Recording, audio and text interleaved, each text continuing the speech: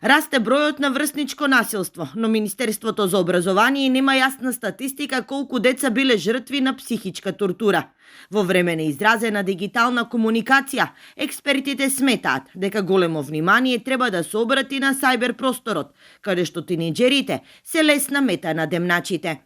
Со тоа што живееме сега во време на мас медиуми, мас комуникации, модерна дигитализација и така натаму, заканите до децата сега и со формирањето на содржината веќе не се само институциите, не се само родителите, туку и некои малициозни актери кои што верувате на далинско, значи од далечина можат да ги загрозат младите, кои што благодарение на на природата, благодарение на нивната радозналост и така натаму се многу ранливи на вакви провокации и на вакви манипулации.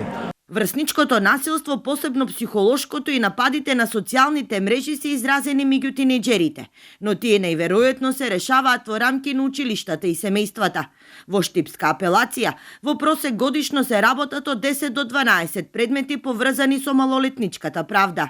Сите се за физички напади. Но според преседателот Тони Делев, бројот е многу поголем, зашто повеќе од случаите не се пријавуваат. Ако не се делува со нив, ако не се работи со нив, да продолжи со таквото девијантно однесување и во понатамошниот живот.